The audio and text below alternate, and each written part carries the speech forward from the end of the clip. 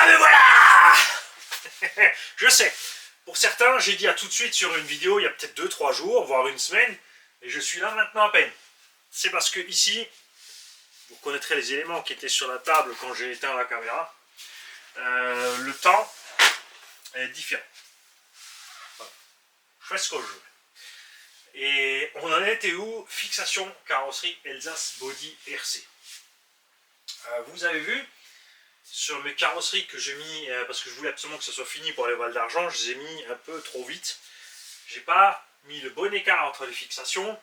Je me suis pas pris le temps non plus de mettre l'arceau et tout. Résultat, vous avez vu sur les sauts, atterrissage, pop, atterrissage, pop, atterrissage, pop. Tout ça pour vous dire d'aller voir la chaîne RC Pop Toys.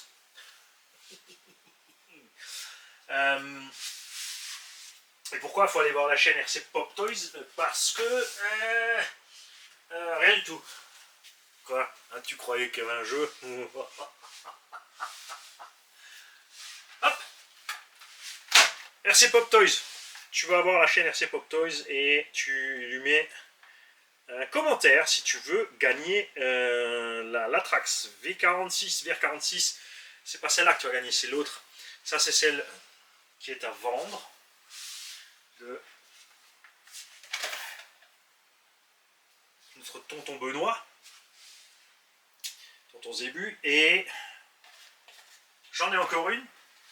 Il y aura un 7 carreaux en plus avec, qu'on a reçu d'un tonton dans la vidéo précédente. Donc pour gagner une V46 complète avec la boîte d'origine, la machine était neuve, j'ai roulé une dizaine de fois à l'intérieur, je crois 2-3 fois à l'extérieur mais propre. De toute façon elle sera nettoyée et checkée. Donc une VR46 complète avec la boîte, la notice, la radio, tout ce qu'il faut pour rouler. La petite NIMH aussi avec. Et si j'ai, il y aura peut-être encore, si t'as pas de chargeur, tu me diras, on voit si j'ai encore un chargeur NIMH ou autre. Après, si tu veux pas la NIMH, ouais, tu préfères une Dipo, on verra ça à ce moment-là. Donc vous êtes prêts? Vous avez ouvert 2 fenêtres, j'espère. Hein. Soyez multitâches sur PC, les mecs. Hein. Moi j'ai dit Pop Toys, toi, il fallait que tu ouvres une deuxième fenêtre YouTube, Pop Toys, accueil, boum. Tu es sur l'accueil de RC Pop Toys. Et là, tu vas aller sur la première vidéo, je ne le dirai pas 2 fois, de RC Pop Toys, et tu vas mettre un commentaire. Tu vas écrire hashtag pop. Hashtag pop Elsace. Ok? Pop Elsace. E-L-S-A-S-S. Pourquoi pas Alsace? Parce qu'en alsacien, on dit Elsace.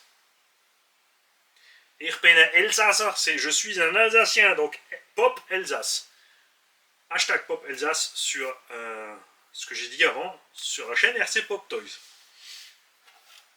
Ça marche à rien. Il n'y a pas d'urgence, il suffit d'y aller. Ça va aller, ça va aller. Ça va aller. Détendez-vous. Donc, ceci étant fait, maintenant, on peut passer au sujet du jour. On va commencer par le fleuve. Là, j'en avais déjà parlé, je crois. Oui, c'est ça. C'est pas grave, on va remettre une couche pour ceux qui ont loupé la vidéo. La carreau du sledge. Moi, je voulais la monter juste avec le minimum, c'est-à-dire ça, avec des vis au-dessus, et ça, avec des vis au-dessus, fin de l'histoire. Pour alléger un peu optiquement le look, mais j'ai monté l'entier pour vous montrer que ça monte. Parce que Jean était inquiet que ça passe pas. Il dit avec les formes, on ne sait pas, c'est peut-être pas évident. No problemo. Ça tombe pile dedans. Là, il suffit de chauffer un peu pour enfoncer plus les trucs. Ça se pose nickel. Ça se pose nickel. Devant, c'est pareil. Ça va dépasser un peu plus que dans la carreau d'origine, mais c'est tout. Et si tu veux pas que ça dépasse, tu peux mettre tout simplement des vis par en haut. Mais, c'est ça la précision que j'ai peut-être oublié. Ici, il n'y a rien qui peut être dans le chemin. Donc là, tu peux mettre les vis que tu veux, tu peux mettre des vis par là, avec des écrous M4 ici, il n'y a pas de problème. À l'arrière, par contre, attention, il ne faut absolument pas que tu dépasses ces puits. Donc si tu mets des petits écrous Nilstop M3, tu chauffes, tu enfonces ton écrou Nilstop M3 là-dedans, tu mets ta vis par en haut, mais il ne faut pas que le filetage dépasse, sinon tu n'arriveras pas à fixer ça là-dedans. Hein? On va aussi voir un truc vite fait que j'ai pas fait. Là, on a la carreau Elsace complète avec... oui, la déco, je me suis pas fait chier parce qu'on va l'envoyer sur les grandes rampes. Donc, j'ai fait simple. Carreau complète Elsace RC avec l'arceau 500 grammes. On était, je crois, à... Combien on était avec l'origine, les mecs? Rani, t'as 2 sledges. Reste en haut. Alors, la carreau d'origine du sledge avec l'arceau, 350. Ouh, quand même, 150 grammes de plus. Oh, ils ont chargé les... N'oubliez pas, les carreaux Elsace, eux, c'est vraiment la carreau pour le basher, elles sont en 4 mm. C'est une plaque de 4 mm qui a été moulée là. Et je peux vous dire que c'est du costaud, parce que tous les autres, ils ont commencé à renier à un moment, 3 mm, 2 mm 5. Le problème, c'est qu'après, avec l'étirement, il y a des zones vraiment où c'est fragile. Alors que là, chez Elsace, ça rigole pas sur ce côté-là. Basher Body aussi a fait costaud. Donc n'oubliez pas que vous avez maintenant quand même plusieurs fournisseurs possibles. Hein. On va tous les reciter un petit peu. Vous avez le plus ancien de tous, c'était pas ProBody. Le plus ancien de tous, c'était... J'ai oublié son nom. C'est un russe aussi. On avait essayé de travailler avec lui aussi, mais à un moment ça coinçait. Donc c'est après que j'étais passé chez ProBody. Donc ça fait 2. Mais le premier, je ne sais pas s'il existe encore. RC Maniacs. RC Maniacs. Ensuite, ProBody. On avait quelqu'un aux Pays-Bas. Van de Kappen. Ça veut dire, en fait, ça veut dire carrosserie en pays batois. Lui, il a arrêté parce que lui, il avait fait ça pour le plaisir à côté. Et il s'est retrouvé avec des taxes de fou sur les bénéfices des ventes. Donc ça valait pas le coup pour lui d'exporter, il a arrêté. Alors, on a quelqu'un d'autre aux Pays-Bas maintenant qui a commencé. C'est Basher Body. Entre temps, donc, il y avait Elsace RC qui a commencé à se lancer en noir et en blanc. Le blanc chez tous, y compris ProBody et les autres, c'est relativement transparent. C'est chaud de faire tenir. L'idéal, tu le peins à l'intérieur pour que ça soit pas translucide. Mais il faut vraiment le faire bien. Bon, après, ça va, de temps en temps, tu peux en mettre une couche tout simplement. Tu masques vite l'extérieur, tu passes vite une couche de blanc dedans, ça va, même au pinceau. Hein, voilà. Il y a des finitions plus ou moins bien, ça dépend des trucs. Il y en a où les stickers tiennent plus ou moins. Et c'est pas général. C'est pas général. C'est pas, ouais, cette carreau, les stickers tiennent pas, l'autre marque est mieux. Non, ça dépend de la livraison de plastique qu'ils ont reçue. Chez Elsace, c'est stable parce qu'ils prennent toujours au même endroit chez le même fournisseur en France. En Alsace même d'ailleurs. Et tu vois, la sticker, on les a mis sans préparer, ça tient. Il y a TMT Hobby, c'est quelqu'un dont la famille a une usine de recyclage de matières plastiques en Turquie, qui ont commencé à s'implanter en Allemagne. Et comme lui fait la RC, il a décidé avec ses carreaux, parce que c'est toute la technique possible aussi pour le plastique, de faire des moulages des carreaux qui l'intéressent lui. Donc il a un choix un peu limité, il a aussi que du noir et du blanc. ProBody dans tout ça, lui, c'est le roi des couleurs. Il a commencé le premier, il fait des moulages de dingue. ProBody, on va nouveau en avoir par RC Cube. Ça va arriver, tonton Kubiak s'organise là en Belgique pour vous avoir des carrosseries ProBody. Donc, parce que chacun de ses fournisseurs aussi fait d'autres modèles. Donc, RC Maniacs, ProBody, TMT, Elsace Body et Basher Body. Basher Body, lui, il fait des styles un peu plus agressifs, un peu plus dans le Mad Max comme ça, tu vois, il en reste là. C'est pas mal aussi, justement, que chacun fasse ses styles, chacun fait ses trucs. Et Elsace, avec le temps, vous avez vu, commencer à faire des moulages de plus en plus balèzes. On a toutes les petites rainures là-dedans. Hein. Sur là, voilà. Sur les bas de caisse, chez tous, tu peux avoir des petits défauts, la petite jupe est tirée, il manque un petit bout, il s'est un peu gondolé. C'est pour rouler. Comme dit, en roulant, tu ne vois pas le petit défaut en bas. Et ensuite, sur l'étagère, tu mets un bel carreau. Je suis le premier aussi à aimer les belles carreaux, donc je comprends tout à fait ceux qui... Parce que comme moi, regarde, là j'ai quoi 5, 10, 15, 20 véhicules là. 30. Ouais. Et si j'avais que des carreaux noirs et blancs, ça me ferait chier aussi. Donc je suis bien content déjà qu'Elsace, ça commence à faire du vert. Croisez tous les doigts les mecs, pour que la couleur arrive, soit fonctionnelle et qu'ils puissent en avoir plusieurs fois. Rouge, jaune, bleu. Eh, t'as pas de orange. Comment ça, t'as pas de orange? Et genre, on va falloir trouver du orange. Ouais, ouais. Et voilà. Donc là, cette carreau, tu peux la fixer ailleurs aussi. Je vais te le montrer. Tu peux prendre n'importe quel tréguier 1/8. Tu vois, là, on va prendre un old school. C'est pour ça que moi, j'apprécie énormément que les carreaux ne soient pas prédécoupés. Certains, comme Bachelor Body ou autres, te prédécoupent les carreaux. Moi, ça ne m'intéresse pas du tout. Je ne veux pas une carreau prédécoupée, parce que souvent, elles sont découpées pas comme je veux pour l'adapter n'importe où.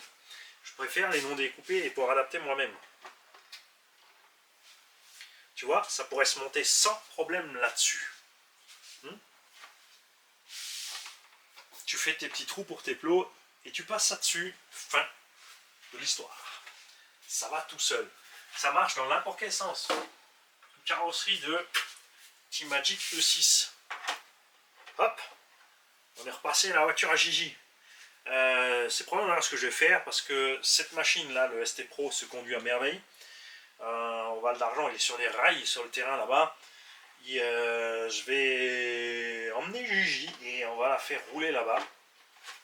Ça, elle serait tranquille sur le terrain là-bas, il est bien dégagé, elle sera bien. Et moi, je me mettrai derrière en 2S. Comme ça, même si ça me démange la gâchette, je serai coincé.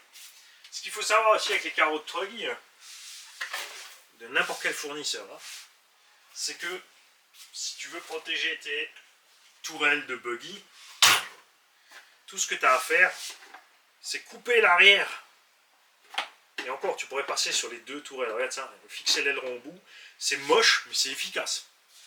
Comme ça, quand tu t'entraînes sur ton terrain, n'oubliez pas que chez Elsa, il y a la carreau Kakapit Truggy qui va là-dessus sans problème. Elle est déjà découpée. Elle sera peut-être trop fine pour certains modèles. Moi, j'aime bien. Il faudrait que j'en reprenne une d'ailleurs pour vous le faire. Celle-là, elle est extrêmement large. Hein, c'est sûr, ça ne va pas du tout. Il y a des carreaux qui s'adaptent un peu mieux. Évidemment que celle-là. Ah, t'admires mes pneus, hein. Regarde ça. Eh ouais. Il y a de la mousse là-dedans.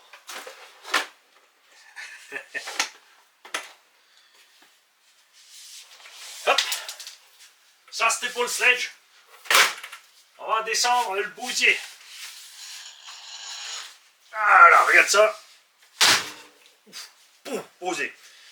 Là, vous inquiétez pas, c'est normal, il remonte devant quand les batteries seront dedans, parce que tout le point en avant, ça ne remontera pas. Alors, je vais vous expliquer l'erreur que j'ai faite là-dessus, c'est que j'ai mis ma fixation avant 1 cm trop en arrière. C'est pas rien, 1 cm à côté de la plaque. C'est pas ce que j'ai visé ce jour-là. Pas assez de café, c'est sûr. Et j'avais pas mis l'arceau à l'intérieur. Du coup, la tourelle venait d'être bien là, butée. Elle était là. À l'arrière aussi, j'avais du jeu. Ce qui fait qu'au moindre mouvement, en plus avec le soleil qui cognait sur la carreau, elle était plus flexible. Elle arrivait à se sortir de là. On avait même essayé dans les stands, j'ai pris la carreau, j'ai secoué la carreau, le X-Max est sorti sous la carreau. J'ai rajouté ici l'arceau. Je vais vous montrer ça de plus près pour que vous puissiez voir que ça passe. On a donc coupé ici les pattes. J'avais déjà montré dans l'autre vidéo, mais on va le refaire parce que tout le monde n'a pas trouvé la vidéo. Il veut en plus là en ajouter l'arceau. Tu peux aussi juste chauffer pour mettre tout simplement ça à plat pour descendre le haut de la carreau. Parce que sinon, la perso, moi j'aime pas. Après, si tu veux la monter, tu la montes, hein, ça te regarde. Moi je voulais que ça soit assez bas. Donc j'ai fait comme ça. De là, tu fixes l'arceau et tu regardes tout simplement où tombe l'arrière. Là, j'ai chauffé, j'ai plié mes pattes, j'ai fixé ça dedans. Ça tient d'enfer. Ils ont fait un super boulot. Ce machin-là est super béton. Ça bouge pas.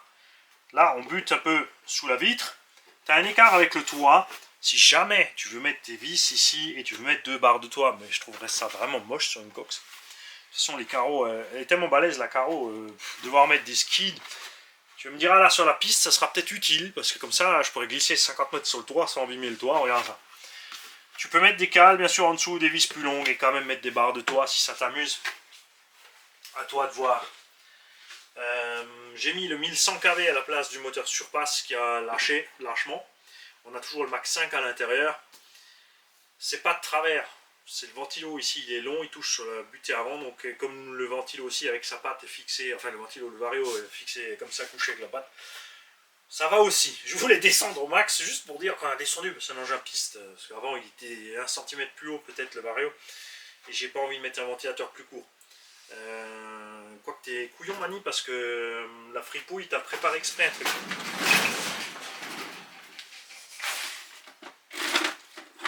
J'ai fait faire ceci à la fripouille. Ça passe direct et tu mets là-dedans un ventilo 50 par 50. Je te dis pas de conneries. Pas comme ça, juste la taille en dessous.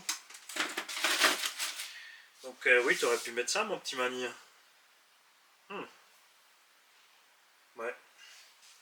Je vais me faire gronder par fripouille.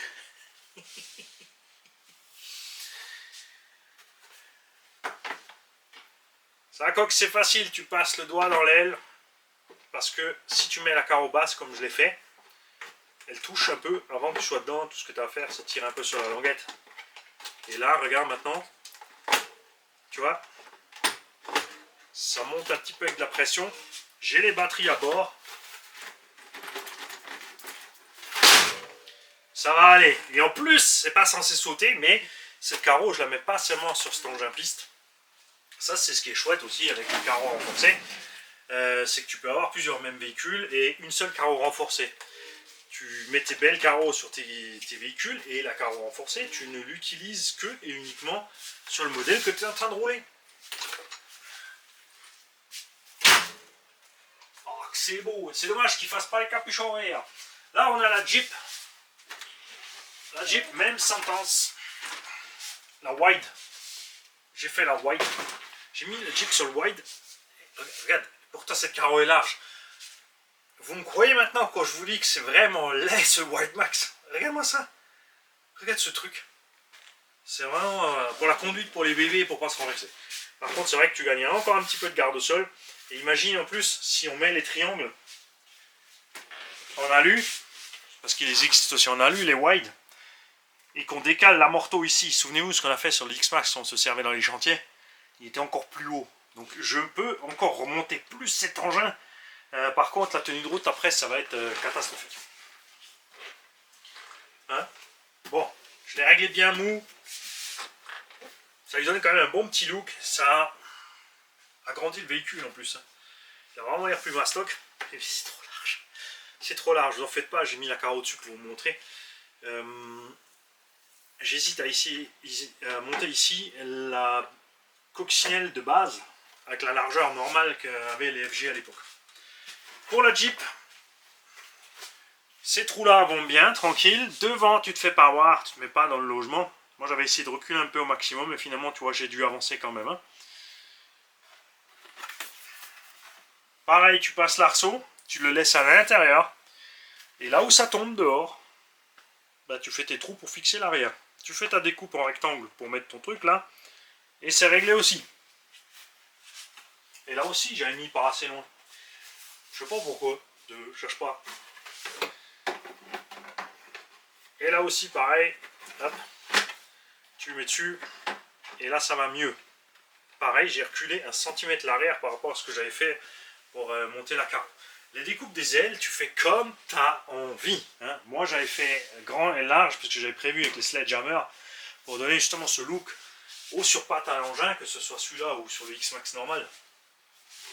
Et pour pas que mes Sledgehammer aillent frottouiller sur mon Fafi.